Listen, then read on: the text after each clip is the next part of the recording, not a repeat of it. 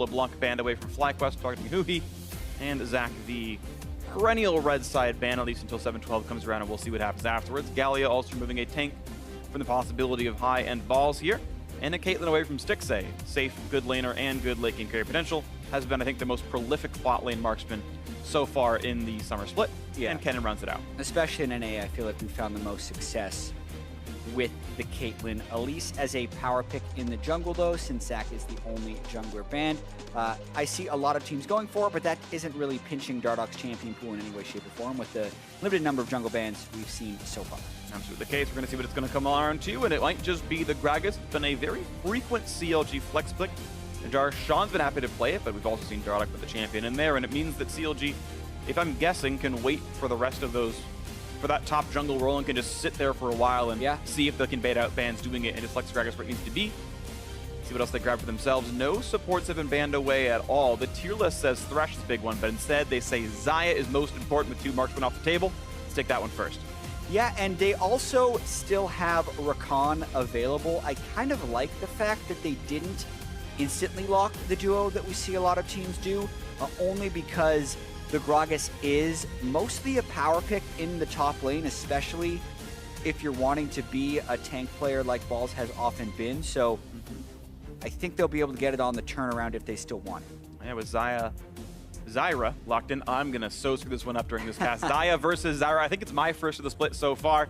And we actually heard Doublelift say in the interview when he's faced up against Liquid saying that, yeah, they picked Ashe and an aggressive support, and it was very good at landing against Xayah, Rakan in the bot lane. We got pushed in and we got ganked on, so we'll see if more aggression comes out of the FlyQuest bot lane. Zyra, certainly a good laner. Renekton going to be the quasi-blind pick top. They know it could face the Gragas. I think it's a decent matchup. Otherwise, though, it could be counterpick. And instead, Blitzcrank into Zyra. And if she can stuff hooks with plants, it's pretty easy for Zyra. But she's squishy and can be one-shot. So Blitz Xayah can certainly destroy elimination support. Yeah, and this will already be Aphromu's 4th Blitzcrank game of the split. Definitely feels kind of like a new age for Aphromu when he's back onto these types of supports. The spring split was not friendly to him, playing almost exclusively the shielders that everyone else was doing, but that's a big hit-or-miss champion, and if you're feeling that you can take over game as Blitzcrank, especially when they have the Rakan available with Xayah already locked in, shows a ton of confidence in the Blitzcrank, even against Zyra, which you can block the hooks with plants. Yeah, if you're fast, it's kind of hard because you have to press W and also get your spell out, and they all have delays, so it's not the freest, but it is doable, and it's certainly... we'll probably see at least one plant block a hook this game. The ban's coming through. Sivir, wow, that's a surprising pick, but Sivir is good in a Blitzcrank, of course. You can spell shield the hooks and tank for your teammate. Ashe can be good into Xayah, even with the ulti to dodge away. Fiora dropped off the table means they still think CLG might play another carry top lane into the Renekton, even though that hasn't, as you mentioned in the pregame, been Darshan's primary style. That said, it could also be a Huhi ban, considering he played it to success earlier on against DSM. And Cinder rounds out the third or fourth Huhi ban, depending how you consider the Fiora. Yeah, definitely a lot of bans thrown Huhi's way. CLG with a lot of freedom to get the counter pick, but also with Orianna not being banned, that is a very likely blind pick for FlyQuest, and even this Jace can go mid or top lane, so this will make it a little bit tricky for High to lock down his pick. Yeah, Jace Renekton can be a really tricky top lane matchup. I got to cast it doing the Challenger series, watching Delta Fox versus Big Gods Jackals, and level 3 gank was really easy to do against a Jace with a Renekton with an empowered stun. Either way, Varus going to be locked into the bot lane here for FlyQuest. Now they just need a mid laner. Again, a quasi-blind pick. They know Jace could be the matchup. They know it doesn't have to be, though. And right now, CLG a bit low on magic damage. With Rumble as an available option, though not great into Renekton, you think that's maybe less likely. It's another one of those things, so you're not really sure where they're going to go. We're expecting Orianna almost regardless, I think, from High. This would now be his 5th Orianna game. He hasn't played any other champion more than once. So that's the way FlyQuest is going to want to go with this. And yeah, you mentioned CLG would want more magic damage. Neither a Jace or a Rumble would do great up against the Renekton in the top lane, but they can always just throw Gragas down there. They're confident, it looks like, in Darshan's Jace. It can still be a lane bully. It's a very swingy matchup, almost regardless. Just requires some good knowledge of where the jungler is early in the game. Well, Darshan, who's most played this split so far, was Gragas with 5 picks. We'll give that over to Dardoch, making it his 3rd. And Jace will come through the first time of the split for Darshan here. So carry versus carry top lane matchup. I don't know the matchup well enough to know who eventually outscales, but at least Renekton can certainly get the gank pressure off. I feel like that might be a stronger 2-on-2 for FlyQuest. We'll have to see how it comes out, as Talia will match up against the Orianna, who he thinks he's comfortable with the matchup. And we get to see how 2 low mobility bot laners will fare against a Blitzcrank Xayah, which is boatloads of CC. And if the hook lands, you are almost guaranteed to die. It'll be fun to watch what happens. Yeah, and how aggressive will the junglers really want to be? We have a lot of champions that can initiate, but not that many champions that can actually escape initiation, which generally leads to incredibly explosive games. For the past year, basically all the way through spring and even into summer, CLG has the highest kills plus deaths of all teams in the North American LCS. That trend is true in the summer as well, and both these team compositions can speak to that style.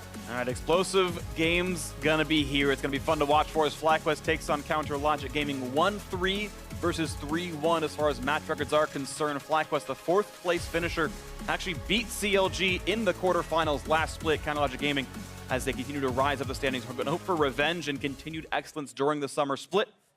It almost wouldn't be Worlds without CLG going at the very end of it all. We'll see if they can hold on to a 1st place spot as we get ourselves into game 1 as FlyQuest and Counter Logic Gaming take to the Rift. Yeah, and that was a really crushing loss, I feel like, for the CLG team in the quarterfinals of the 2017 spring split. Because they were that type of team that was veteran and experienced with good shot calling, and you think they'd be able to turn it on almost whenever they wanted, and they tried to turn it on in playoffs and they got reverse swept. So this split, you can really see CLG has come in with a different mindset. They boot camped in a sports facility to try and really get ready for the split. They made their first roster change in over a year, and I'm actually not entirely sure all of that would have happened had they squeezed through the quarterfinals and maybe had a decent showing in the semifinals and said, oh, okay, this is the way it goes. But now it really feels like CLG is recommitted to trying to be the best in North America. We'll see what they get for themselves. Everyone knows from solo queue, Blitzcrank is supposed to invade, but defensive setups and a couple of trinket wards keeps FlyQuest safe so far. Afro, not going to find much to hook. He's going to try for the attempt, and that's one of the cutest ways to go for it. It lets you hook without getting seen by a ward in most cases. But FlyQuest knows better than to sit in that brush. Yeah. They've learned their lessons. Instead, he hooks the ward, and you do not get to pull those, so... No. FlyQuest should still know where he was invading, and now they see him once again. Ooh, 10 gold. Huge lead for Wild Turtle in the bot lane right now. Actually won't change anything as far as bot lane dynamics are concerned. Those junglers can level up early, and I think mid laners can as well. It doesn't happen so much for bot laners, just based on the XP dynamics there. Ball's pushed around, doesn't seem to really care. And as minions are about to spawn, we will see that Dardoch will start on his Raptors. Getting a lot of harass off. Yeah, he's giving Noe some gold on Afromoon. Red buff spawns, and it's not going to mean too much, though, because it is a Raptor start anyway for Moon. But it was a nice attempt that it could have been good. Yeah, really just trying to harass. Gets a few smacks off on a Wild Turtle, actually. If it doesn't, okay, if it didn't hard reset, it actually would have been an extended pull for Moon, but that is the way it is. Not really anything accomplished there by Afromoon. He's actually going to miss some experience in lane, so that's going to desync the level 2 of the Blitzcrank with the Xayah. It's arguably better for them, though, because a hook is all you really need at level 1, but Stixley needs to be level 2 to get his own CC added, and if Stixley is able to level up a minion or two early, potentially there's like an all-in window where they want the level 2-1 desync. It's very tight, and it might not mean much, but it is an opportunity at the very least. Yeah, it looks like they're going to get pushed in for that level 2 as of now. They're super Stixley, but looks like nothing happening. Darshan just trading with balls, and yeah, the early landing is certainly going well for him. We'll see if it turns around with an Elise gank later on, as now Moon is pathing to the top side, and the Satchel plant should get him the blue buff and the attempt at a gank if he wants it. Yeah, I mean, Renekton can only win this lane once he gets the kill threat. Jace will always outpoke him in almost any range versus lane, melee matchup that's going to be the case, and it's pretty much just the threat of killing you that lets the melee guys either win or take advantage of the lane. So Dardoch very early up there, almost expecting Moon to be there, but Moon doing a little bit longer of a clear. And it takes a little while to get level 3 in the top end anyway, especially getting pushed in like this. He'd have to push past the wave, and still there's not enough XP for him. And he's already in Q, so Darshan knows there's no chance of a dash stun because he's seen Cold and Meat cast. Now that's happened, and now he has to be afraid of the stun, and here comes the intentional gank. Dardoch is here, though, right into the CC, and he read the entire play. Said, hey, back me up for the level 3 gank, it's gonna happen, and he did. First blood easily goes to Darshan. Yeah, and that's not a type of play you actually see many players make, because he had to waste a lot of time going up there. That was basically a full camp he had to give up in order to do that. He did a full clear of the red side, didn't even touch his blue. So for all he knows, technically, Moon could have been stealing his blue buff, stealing his Gromp, stealing his wolves, and setting him in a huge hole, but he guessed right, and it pays off huge. I guess in game's certainly good for Counter Logic Gaming, and that is a huge deficit to be had. Down 10 CS, the first TP back is only a clock armor versus the double longsword of Darshan. And here comes a bit more. The body slam is in. Does Afro go for the flash hook? He does! Lemon flash to the dodge for now. More plants coming up means some damage. Huhi? Can the mid laner show up? Yes, Huhi is here. No flash Lemon. He should not be able to dodge seismic shove. Jukes back. Doesn't even need to cast the spell. Gets the kill. Donated over thanks to the roam. And Huhi's the beneficiary of a nice play out of Dardoch ×2. Yep, CLG first to the spot in multiple ways right there. Kai had already recalled to base. Huhi had done that earlier, actually, to get the faster double Thorns. Skipped out on his boots, whereas Hai stuck around for boots, but that gave him position for that bottom lane play. They catch Lemonation trying to get some vision control, and the rest is history. The rest is history. This is a very great start for Counter Logic Gaming. FlyQuest, if you look at their stats as a team, it's not their laning phase that's been great. They have some good laners, to be fair. Hai's done pretty well, Turtle's done pretty well. But they've actually gotten their advantages at like the 15 to 25 minute mark, and it collapses from there. They've actually had good mid-game shot calling categorically as a squad. Yep. They've got a lot of leads there. But right now, CLG winning in the early game, and again, you expect based on the pedigree of these players, they'll keep that pressure. But FlyQuest has been known to turn things around in the mid-game. We'll see if it gets there with any level of close hold. Yeah, FlyQuest always has a level of unpredictability within their play. But to combo off your earlier point, CLG's actually had some disastrous early games. It's not that they don't get leads in the early game. They actually have had some pretty big deficits in the early game and then pulled it back with even better mid and late games. Hai, though, does hit level 6. He's going to land level 5 skill on Hu. He does have a no magic mantle for a bit of resistances, keeps him a bit healthier. One more trade comes through, but certainly advantage Hai. Needs his blue buff eventually. That'll spawn in maybe a minute or two. Otherwise, though, health lead. But Hu has mana, meaning he's actually arguably got lane control as a result as he chucks potions to heal back up. Darshan going for a fight right here. Not level 6 yet for balls, means there's no dominance, nothing to be really that scared of as he pushes them out of the turret. And the Gragas actually coming around as well. Dardoch, I don't know if the next one will hit 6 in time. He missed some from the death. Yeah, you can see half there, a level, no chance. This is a guess from CLG that he's not going to hit level 6. They're going for a dive. Gonna get a lot of damage into that one. Not a lot left to do. Has the dash. Doesn't matter. The dice not there. Only sliced apart. And now Crush on the top lane outer. They might take that first turret. I mean, this is a pretty big-time early game display by CLG with the guesswork going right on the first gank by Moon and getting the counter gank off. Darshan and Dardoch have then kind of been everywhere. Dardoch shows up in the bottom lane, swings back top. They get the majority of that turret. It's going to be a full level advantage they have over the Renekton. Wow. Wow is correct, honestly. Incredible stuff out of Dardoch so far. 300 gold lead individually. He's gotten 3 successful ganks or kills off on different sides of the map. He's been everywhere and Moon's been nowhere. Dardoch's keeping up in golden XP and he's getting huge leads to kind of everyone on his team. Yeah, this is the type of game you always want to have as a jungler. Unfortunately, there's junglers on both sides, and it's rarely the case that you get to have both. It. So, even scouts out Moon in the bottom side of the jungle, which is kind of allowing Aftermoon to move in for some wards. Looks like they're going to play this red buff game again. Ooh, yeah, they know the decent timer on that one. That's a 1 first ward to help track the route in. There's the buff spawn. Of course, they get the yellow marker knowing the general time frame, and now we'll see if they can do anything special with it. Is there a way you can, like, hook it into Blast Cone and put it in the Drake Pit? Or, like, is that a thing? Huh. I think you can't quite get enough range on that. That's too bad. Maybe with, like, a Thresh. You got to, like, do something silly with a Cinder. Or... Yeah, it's just kind of funny. But, hey, nice little temp right there. Force a flash out of Hai. And every single time, Dardoch shows up somewhere and something good happens for CLG. Yeah, and he's pretty healthy. It looks like Balls is trying to make a play in the mid lane, but that's going to be a bunch of ado about nothing. He's just going back to the lane on the top side. So, yeah, pressure continues for CLG. And if you're thinking about how FlyQuest can kind of get back into the game, CLG's not giving him that many avenues to, because you naturally go, oh, just get off of an Elise gank because it's a good ganking jungler. But they have tracked Moon from Wolves to Raptors to Red. So total knowledge of where he's been for the past minute and a half, which this early in the game is pretty impressive. Yeah, really good stuff. Not even a tracker's knife out of Dardock yet, and it's still happening here. Hook's gonna land that elimination. Here comes the root. They're actually not going to get a land, but the follow-up is still there. The damage then, thanks to Ignite, kill goes through to the Xayah. Oh, here we go. Darshan, the Dominus had been popped, and he's got no way out away from Balls. Has Flash available, and clears enough distance off that wall. Now Dardock is going to backfill the play. Body Slam's going to land for a shield. Balls still has full rage and a flash. Explosive Cast going to disengage him, keep Darshan safe. Darshan played far enough away to not be flash stunned. Yeah, exactly. The greedy play there would have been Dardock and Darshan kind of waiting and baiting. Do not do that with the full rage Renekton when you're that low on health, because it would have been a flash Q or a flash stun away from getting a kill or a double. CLG had to play that conservatively enough to get away, but I'd say a misplay by, well, not a misplay by Darshan. He finished the turret and then was still able to escape. So actually a good team play. He got enough damage on it. I think he got pushed out before the turret itself died. I have to re-watch, but I think they missed the local gold as well as the first turret local gold. Again, I'm not certain, but this might have been Balls getting the very best of a pretty bad situation. He basically denied 650 gold by not giving away any local gold on that. If that's what happened. Yeah, I believe he actually finished. I'm going back to watch it right now. Yeah, Darshan got it. I'm wrong. Darshan got absolutely everything. Okay, so. I'm wrong on that one. My apologies for the improper analysis. Balls at least got a flash force, but yes, first turret went through, courtesy of Darshan's laning, Dardock's ganks. Ton of money on Darshan right now. Huge gold lead, 2,800.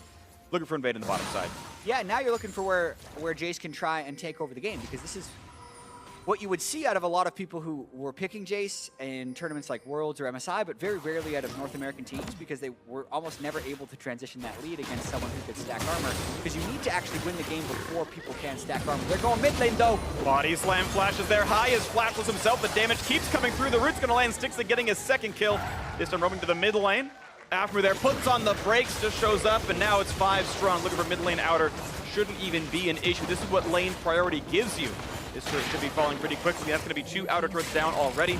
And all Wild Turtle can do is push one lonely wave into the bot lane turret, which is not a big loss for CLG at all.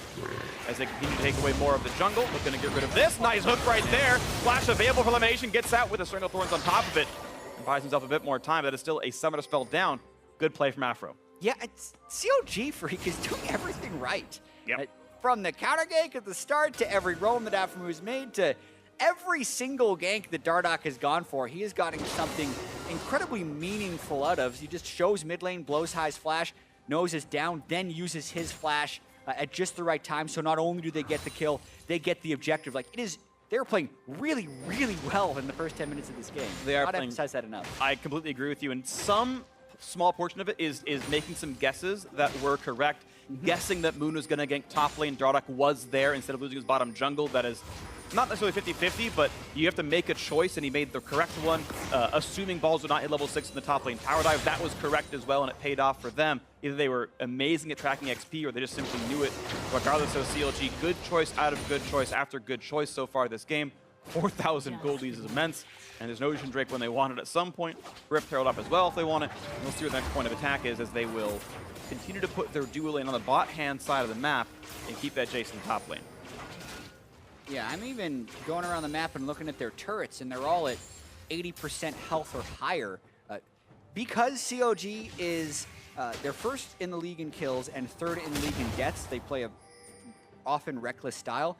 I don't want to say like, oh man, they can totally perfect game FlyQuest right here, but this type of opening and the cleanliness in which they're playing is the type of game you actually would be able to get a perfect game off, because they have the momentum. It's just about not making mistakes and closing it out in a really good way. FlyQuest trying to stay unpredictable though. Yeah, this could be interesting. Moon winning the brush alongside Balls as well, and High safe enough. CLG not yet going for it. The sweeper comes out and doesn't reveal much. Here comes the ghost, here comes the play. Body Slam hits up 2, explosive cast disengages. They don't want the fight after all. The team not around for it, even though they did have the numbers lead with Wild Turtle still in the top lane. All 5 of CLG were available.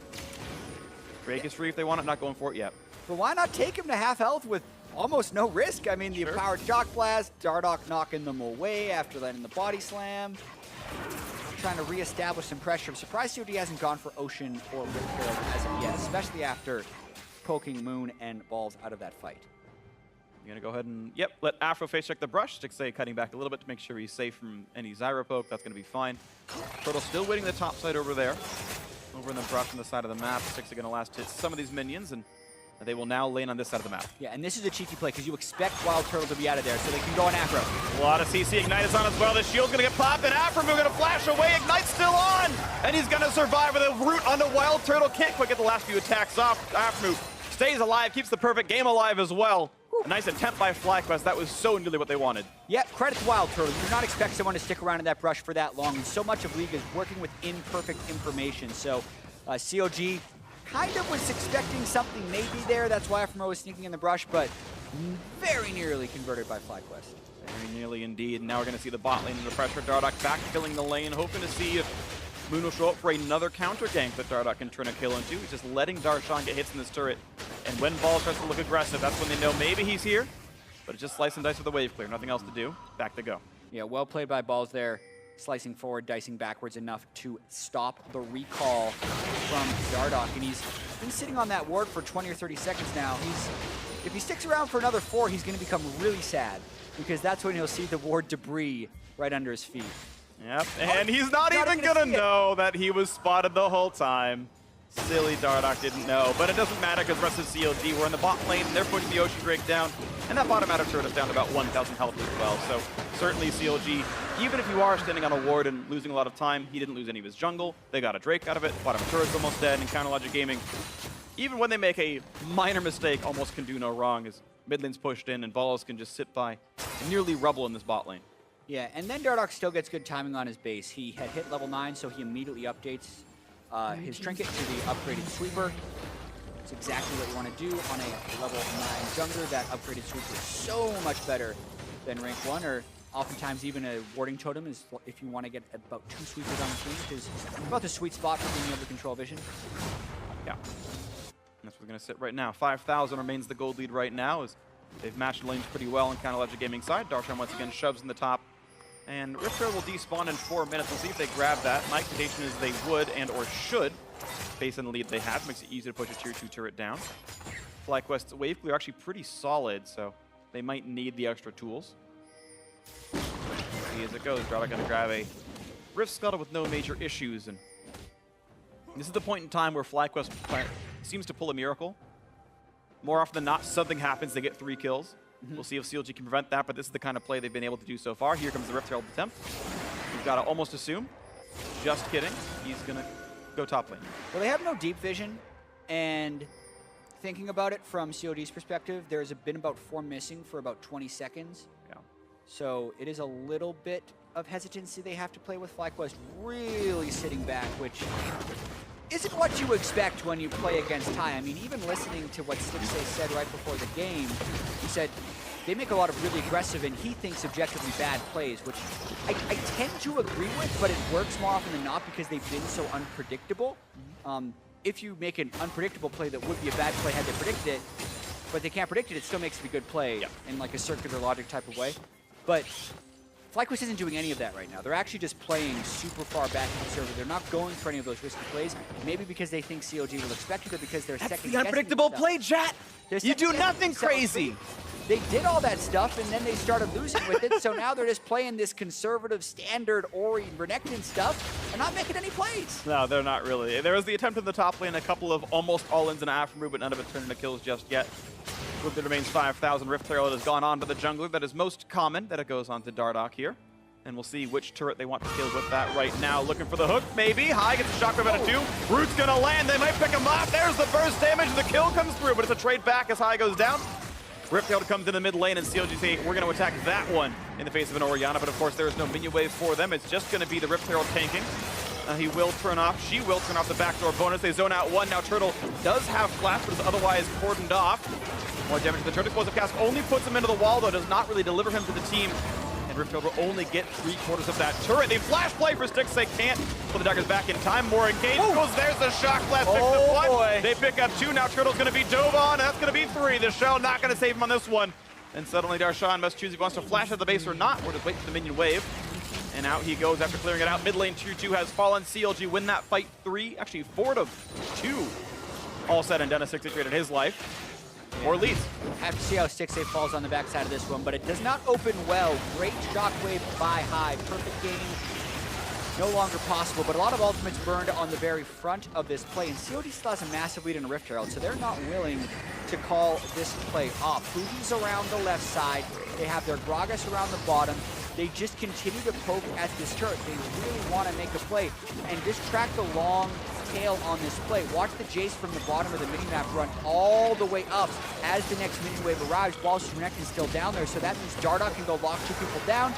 Darshan can run through his acceleration gate and close in that last kill. Nice by High, actually. Had the foresight to see. I can't hit Dardoch, won't matter. But he saw the line of the 6 who came back in and deal some damage, managed to trade 1 kill. So good sight by High to see that one happen. Either way, though, it was still, of course, CLG Gaming getting the better of it by far. 7,000, nearly their lead here in this one is we can get his own red buff, and it's one of the very few things that FlyQuest can get this game. Yeah. Blade of the Ruin King and Black Cleaver completed by Darshan, which gives him a full Blade of the Ruin King up on his lane opponent. That is a 3,000 gold lead at 19 minutes in the top lane alone. Well, when you've got 50 more minions, when you've got a couple of turrets, when you've got 4 kills, yeah. Yep. Winning by actually 3,000 gold individually and change. Difficult game for FlyQuest here. CLG Gaming, for a team that had some misgivings early game. The mantra at the end of the first day, or the first week, was Dardoch's beating, but we're still winning. Good for them. Well, now Dardoch is 0-0-7. He can kind of do no wrong. Most of FlyQuest can only live twice here in this game, and he's going to keep moving forward, looking for a bit more. Hook not going to land. Sorry, buddy. Still making the move for the blue buff. They had the right idea on that play. Darshan just continuing this split push. Why not? He had the one Fiora game where he actually got almost this far ahead, but the rest of his team was behind, which made it a little bit dicey. And he kept trying to team fight with Wow, down he goes. And Dardoch had some gold in eye, but instead the rest of the team was right in front of him. They beat the living daylights out of him. Down goes the jungler for CLG, but the split push continues. CLG Gaming always staying active on the map, trading bot lane tier 2 for a kill, not too bad. Yeah, quality caster curse onto Dardoch right there. As he moves too far ahead. Still a lot of engage potential from the Zyra, Varus, Orianna, Elise. I mean, one person steps out of line, and that's about 7 seconds of CC that can get fully shamed on you. Every single person on that team has some kind of hard CC. Some have 2. It is definitely something to watch for. The picks might come through for FlyQuest, but they've got to work through a significant deficit here. They had the little reprieve with Dardoch being dead, but the problem is that Rift Scuttle can see them. They can play for some of the wards here, and okay, now the vision's gone, but there's certainly no chance at a Baron sneak. Just still acquiring farm as best they can, and Ocean number 2 goes to CLG. Yeah, CLG loses their control wards in the Baron area in order to get that Ocean Drake, but the Ocean Drake will kind of embolden their pushes. I've seen CLG really get 1 or 2 Ocean Drakes in this, but then just do a never-ending push into someone's base as long as no one dies. Just takes 1 Blitzcrank hook, and then the push would begin, but Aftermove just tried a flash hook and missed in the top lane. Didn't force me summons with that play, so it was just simply a good sidestep by the receiving members of FlyQuest. Ball's hoping Darshan's face checks. He won't do it. Darshan, yeah. Ninja Tabby, I think, pretty smart to make sure he can survive some of the Renekton all-in. Certainly has some extra health because of the lifesteal and the 400 from Cleaver, so adds some armor to round that out. Darshan, like the rest of CLG, hoping to hatch that ward. Yeah. Also some good trinket usage, to be fair. Yeah, there's been a fair bit of this in this bottom lane, so that'll be something that CLG could potentially review after this one. Still, though, a 3,700 gold lead by Darshan over Balls. It's actually wondrous that he hasn't just trying to all-in him, but that's because they don't have enough vision on everyone else. This is smart by High, actually, trying to get He's supported. He's supported. Darshan has to run away, and there we go. Gets the gate up, knocks him back, and there he goes. Yeah, the fact that minion aggro to him means I'm sitting on a ward. Immediately has to run away from that one. And thankfully for Darshan, didn't get picked off, but sadly no stun to be had for Balls right there. Yeah, there's another trick as well if you're wondering how to check if a brush is warded without being able to sweep it. If you're just right-clicking and you have the setting on that will auto-attack something as soon as you stop walking, if they have vision of you in the brush, you will then attack a minion. If they do not, you will not attack the minion. Yeah. So something that can often happen to pro players if they don't have that setting as well. Specifically, don't hit S, because that will turn off your auto-acquiring as well. So, yeah, if you just sit as Zyra in a brush, it's like really easy to know if bot lane's warded, for example. And, of course, Jace kind of the same. Anything range, pretty easy to do. 8,000 gold, CLG Gaming looking to keep pushing this one forward. They've taken the Ocean Ray control. They're going to get 3. It's going to be great. They'll have all kinds of regeneration if they can start sieging, as you were mentioning earlier, Jat, that they are so good at sieging with a small lead and just closing the game out from there. We'll see if they go for the sub 30-minute win. They've certainly slowed down a bit in turret kills, but they have been continually making progress. Rift Herald got mid tier 2. Darshan got bottom tier 2. Top lane still alive for now. Baron is on the map. And Darshan is splitting the bot lane right now. Yeah, and I also think that CLG want to close this out in the right way, because technically if this game was a lot closer, they would still be trying to say, okay, Darshan has a lead, he needs to be able to pull someone down, and then the rest of the squad needs to be able to make a play as 4. They have a big enough lead that they could actually just mob up and run down a turret, but you can't reliably get those types of leads. So I feel like they're actually really just trying to execute their 4-1 game plan, which is taking a little bit of time, as it should if the game is close. This is a slightly risky play out of Darshan. And he's got a couple of wards, it's not too bad, but didn't have complete vision over the jungle. Nicely done. Grabs the red away from balls. He tried to fight for it. There's the Ruin King slow. Red to follow up, and Slice and Dice is down for a few more seconds. The chase continues down to 500 HP left on balls. 2 more shots will do it. Gets a shield briefly and walks away. Gets a quick shield, but that is the pressure that you were talking about, Chat. Pull the team down to that side of the map, and there's no one here to steal away the Baron. CLG grabs that cleanly. Darshan, can he get away? Looking with the satchel. Yep, out he goes. Nothing to be done at all by FlyQuest. 3 of them there, and Darshan ends healthier than he started. Yeah, beautiful play right there by Darshan. Gets the red, blows everything from the Renekton. Flash is gone, and then the rest of the team can get Baron. So that just extends the lead even further for CLG. Clean recall, set up the same play once again. Keep Darshan down in that bottom lane. Now he can full buy a QSS and a Last Whisper, plus a couple control wards. So this next push may be the final one if CLG does this right. Don't love the Last Whisper. There is exactly a Ninja Tabby against him. That is the only armor in the entire game that FlyQuest has, so questionable when you've got a Black Cleaver already, but regardless, he's still going to do well for himself, and at this point, it's almost like buying mid-giants. It's style points at this one, or something. I don't know. Whatever. It's not going to mean much in this game with the 9,000 gold and a Baron buff on. Darshan probably going to stay in the bot side. Still has his TP, is down Flash. He's a bit more gankable as a result. Yeah. He's reducing about 11 armor from Balsa's Renekton, yeah, if you consider the Ninja Tabby. And even then, though, if you Black Cleaver the armor off, he's just at base armor again, and you reduce 0. Right? Like, if you stack Black Cleaver, actually, you've turned off your own Last Whisper. So, whatever. We're going to get off the topic because there's a siege afoot right now, and there's 2 minutes left on the Baron buff. And CLG playing it very cautiously. They are waiting to see people on the map. Stixxay refused to auto-attack a turret because of this sort of situation. He lets the wave clear coming through. They're certainly playing this a bit more slowly. Make sure who he can pressure in the mid lane. Get that into the inhibitor turret. New wave coming in right now, and top lane 2-2 will fall. Patience being rewarded so far. Kind of Logic Gaming, I guess, hoping that they can close this out with only 3 deaths in total. KDA players through and through, quite obviously. Aphromoo with his 1 assist, significantly the player of the game. Kappa, and here comes Ball spitting for a little bit of poke. More turret shots in from Darshan. Comes the wall. What? And that could just... Oh, but they don't have minions. Yeah, that didn't do a whole lot. Wait. It cut off elimination, but he's ranged anyway. Oh, okay, that's some damage. Ball's lots of armor and no magic resist, and he does 1 million damage. And then they'll be able to just go back on the next wave and get this maybe done with, but they have to respect the Orianna. You mentioned about how COD is kind of playing this passive, and it really feels like they are, but it's 26 minutes into the game. It is real early. So, don't quite want to do crazy turret dives as of yet. Yeah, you can never hate on a sub 30-minute win and be like, yeah, this is slow. It's like, this is significantly faster than average. You can't say that about me right now. And CLG looking to wheel this one in, 3 minutes to go until that mark comes through. Baron buff lasts only 1 minute more. They've only gotten a single turret with the Baron buff, though. It hasn't been the fastest of progress.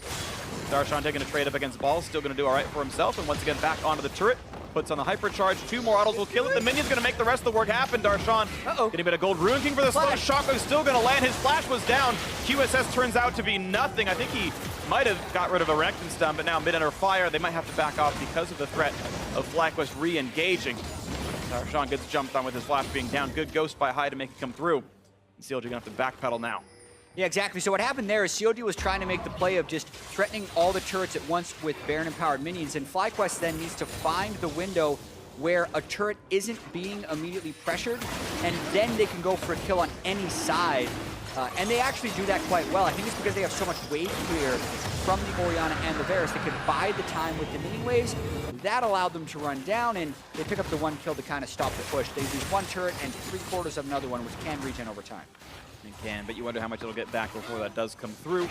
Gold difference, 9,500 CLG Triple Ocean, now Mountain. It's all the non-combat Drakes. CLG not getting exactly the snowballiest of options here, though it likely won't matter much here. But hey, if the Miracle Comeback comes in, maybe you can blame the lack of Infernal Drakes. Yeah, and this is what CLG tried to do while they saw the collapse going down on the bottom side. FlyQuest knows that CLG is going to try and make a play as soon as they shift their numbers over to the other side of the base, and they dodge out of Aftermu's hook. 2 flashes for 1, though. Certainly that's a positive trade for the CLG side. And maybe we'll see something else come through with it a little bit later on. High still getting his farm up. Level 16 is matching with his lane opponent. 3 items into the Orianna. No death cap yet, but still decent damage out of Banshee, which has AP on it now, and the Morello and the Void. CLG clearing through the jungle. They know the red buff is respawning soon. It looks like it's time for a concerted effort into the bottom lane. It's late enough now that this bottom inhibitor will stay dead by the time Baron respawns, so bottom inhib almost always the best to grab when you're looking with Baron in your eyes. They're still taking plenty of time, though. Darshan's going to have flash up in a couple of seconds. His TP is still up, so he's going to split. Who he typically has joined the team pretty quickly in these sieges, as they keep playing through the jungle. Haven't cleared all the wards, but they have got that red buff. Mid gets shoved, waiting for bot lane again. CLG siege will continue soon. Yeah, you can see them potentially even waiting for the next Baron if they couldn't get much done with the first one. And as clean as this early game was and as great as CLG looked to be playing, this is actually the point in the game where you start to get a little bit nervous as CLG, because you've had such a huge lead, and Blitzcrank and Jace and Talia aren't amazing late game team fighters. They're okay, but when you compare that to maybe a late game Zyra or Orianna Varus, it would eventually favor FlyQuest. We're not near that yet, but if a few more plays go wrong, that's what CLG would be up against. Right, and it's not even that severe, but I agree. It's certainly a long way coming if that does eventually happen, but you're right. Maybe infinite items, 20 hours into the game, FlyQuest is a bit of a scaling advantage. Either way, though, the Siege has continued pretty well. They didn't wait for the Baron. They just simply put the resources as a 2-0-3 split. Top inhibitor is dead. Bot lane maybe follow Shocker. Only gets the tank. That is not the best target. Here comes the burst damage. Can't quite kill off High, but meanwhile, the knockup is there and the kill off on Aframu. Flashback from Stick Sight fight continues as Dardoch goes down. The hard engage is there. Knockback not going to kill off the tank, and with the rest of CLG separated, FlyQuest go hard to get 2 kills for it. Yeah, and just the 1 inhibitor down for CLG. The other inhibitor is defended. The mid turret is still alive, and it's another one of those situations where FlyQuest gets the numbers oriented in their base faster than CLG does. Yeah. So the tables obviously haven't turned yet, but the fear is there. Yeah, there's no power into the... I screwed it up. We're going to move on. 10,000 gold still, CLG the lead, and they've got a top inhibitor death to work with. Baron's up in 15 seconds. We can watch this fight again. Yeah, and a little bit of a miscommunication in fight here. Dardoch ults as the hook would come through. I think the hook would have grabbed High and pulled him in there, but even if that happens, it's 5v3. They're initiating as 3 into 5. So probably not even going to kill High that way. Maybe Stixay could have comboed his damage, but not the smartest of initiations there by CLG. I definitely agree. Silly on Dardoch, or whoever called for Dardoch to go for it. Play certainly did backfire, but and again, it didn't lose them too much. They went down 2 kills, as you mentioned before. They got the top inhibitor, and they're going to play for this one more time. Baron is alive. We'll see if CLG can make the play. FlyQuest, though, already prepped. They're hoping they can stay 1 step ahead. Someone's going to clear top lane, right? Someone's going to ride in that wave. Maybe someone. Looks like not right now. It's going to be a recall out of Wild Turtle instead. It's going to be CLG rushing down the Baron so far. Moon right behind it, though, the chance to steal. And he does not get seen, I believe, at all. They have no way of knowing that Moon is here. They know there's a control where they don't know that Moon is here. Can he get the steal? Jumps to the wall, not going to get it in time, and just repels back down to the blast cone. A little bit late on the play. Either way, nice attempt, and CLG get a pretty much uncontested Baron. Yeah, but also because of CLG's control when inside the pit, Moon had to guess when to put his ward down to get that glimpse of vision before then repelling in. So a bunch of guesswork. Could have been a massive outplay highlight clip. Ends up being nothing. Yep. Ends up being nothing. It looked cool for a little attempt, but it's okay. It's just CLG returning to the Siege game. Mountain Drake not going to be up for another minute 15. Likely to try to take down 3 inhibitors before then. Maybe even close the game out. 33 minutes. We crest into this one. CLG have been in control. ever since minute 3, it's been half an hour straight of gold leads. CounterLogic Gaming have, to their credit, continued to stretch that number higher. Even when they have bled away a couple of kills, they've managed to get more of the farm, more of the jungle, and more of the structures. 8-0 in turrets. All FlyQuest have gotten have been kills that CLG have allowed them to get by playing maybe occasionally too aggressive. Yeah, a lot of things started by Afremu going in for a Blitzcrank hook. The pick is most likely going to get the victory here, but didn't have too much to do with the outcome of the game. A lot of it's just been about this Gragas-Jace synergy giving them the map pressure to make these plays. You're going to see as they push in for the open bot lane inhibitor down to 1/3 HP. And look for the poke, a bit more damage than a balls. 1,000 HP on Renekton is easy to get rid of, so he's got to kite back, and that's enough to let CLG go in for the auto attacks. That one goes down. Mid lane, the only one left alive. And we likely see them take that before they go for the Mountain Drake. Top lane is pushing in right now. Here comes the cutoff wall, and who are you going to say? You can all get out of your own base because this one is ours. The northeast side all belongs to CounterLogic Gaming. It's their turf, it's their territory. They're looking to take down the Nexus as well, as the minions are now flooding in through all 3 lanes. Finally did it. Triple inhibitors with Baron buff up. They're going to need to get those minions finally in because FlyQuest can go back and recall and get their health up pretty quickly. So you need that total onslaught of Baron empowered minions from all 3 waves. But they should get that pretty soon, and then it's going to be a desperation fight for FlyQuest. It is. Here comes wave number 1 from the top lane. Baron buffed up and high, just trying to wave clear it. CLG waiting around. Bot lane going to get cleaned out nicely, and now mid lane comes in. Not supers yet for this one, but here comes the double wave, looking for a bit of damage.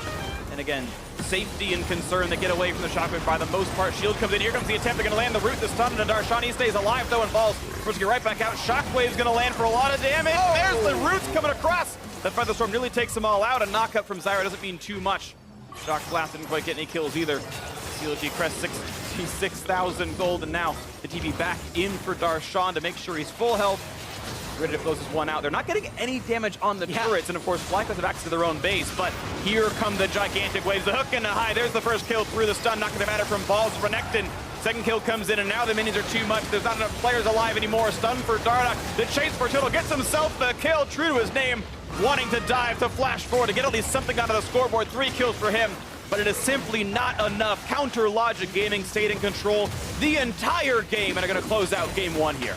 Yeah, and if you look at the scoreboard after not watching this game and you see a 12 kill to 7 35-minute game, you might think, all right, it was back and forth, and then CLG probably found some picks with Blitzcrank and then won the game. But that's totally not what happened. This game was actually just an early game display by CLG, followed by not a great closeout for a split push comp with a Jace that's super fed, because at the end of the day, I don't actually feel like they ever really got the Jace turret siege thing going the way they should have, and they ended up just using their gold lead to shove in FlyQuest and get the win. So I think if you're CLG, they should be happy with that win because they crushed FlyQuest in the early game, but honestly, I feel like they could have done that a lot better as far as where they want to go as a team. Yeah, I tend to agree. I did like how Dardoch played the game, though, as far as him coming into form. I mean, I think he completely read Moon. I think he had so many good plays. The counter gank top lane, I think, is just a really important one. Sure, if you're a really good player, you know, hey, you know what this matchup looks like with Jason Renekton? Level 3 ganks top lane. Hey, we see that the Elite started Raptors. I wonder if he's going to go Raptors red to blue buff. Oh, wow, shockingly, she did. What a surprise. But to still be there, to get the counter gank off, to be in that brush in time, that is still good play to execute on that and be there for the gank. There is still guesswork. You have to make the assumption, and he assumed correctly, and that started the snowball. The repeat gank when he was still level 5, it was just all beautiful. Yeah, and we're catching this clip to see the payoff, but Dardoch cleared Raptors red Krugs to make it to that spot. Then they were level 6 on Jace before Renekton would be level 6. That's basically your last chance to gank him and do that type of turret dive without it falling apart, and they make that. So for pretty much the entire first 12 minutes of the game, it was Dardoch being there exactly when he needed to be in all 3 lanes. That Gragas flex pick that they used, it was their first pick on the red side of the draft, just paid off beautifully. It really did. And Darshan did, of course, really well. He benefited so nicely off of all this, did the most damage in the game, 17.3 thousand.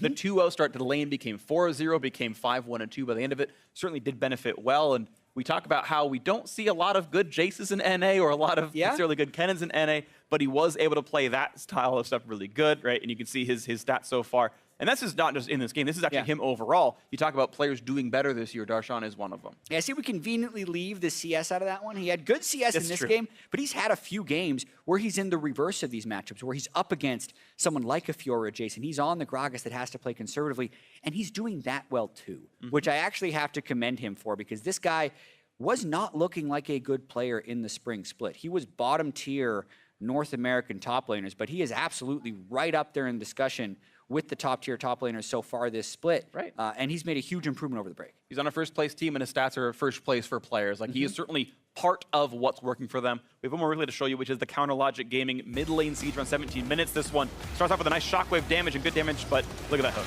Yeah, and this one shows a lot of persistence by CLG, because they clearly had a plan in mind. They'd want to get the pick to pull off the Rift Herald, but they say, you know what, we can get it anyway. It's still an Elise dead for a Blitzcrank. Talia Wall comes through, but they actually don't have the ability to one-shot Wild Turtle, not to mention he has Flash if he really needs it. Waits for the wall to go down, good patience, but this is where it turns a little bit bad, because Jace is able to make the roam. Dardoch then flashes in, takes turret aggro, actually, who he had the turret aggro in there, and we've mentioned High's nice snipe onto Stixxay at the back end of that fight, but overall still about a 2,000 gold swing in that clip alone for CLG. Yeah, really big stuff. And you can see, again, the graph looks like, oh, CLG's winning, and then they're winning, and they're winning, and they're winning. It just did feel slow to us, because that lead at 20 minutes is astronomical. That's probably like 6-7K right there. It's like, wow, you are smashing this game. And the fact that it did take 37 or 35 minutes feels a little long, as we were kind of mentioning during the game. A little too convenient, or sorry, a little too slow from CLG, but at the end of the day, I mean, they didn't really give that many openings. Yeah, listen, they didn't give a single turret over, a single Drake, a Singer, Baron, any of those no epic things. monsters, And the worst that ever happened is 1 or 2 people get picked off and the game will delay a little bit. So CLG, very dominant game 1 victory. Definitely dominant. We'll see if FlyQuest can turn things around, or if CLG is going to make it a clean 2-0 sweep when we come back. Don't touch that browser.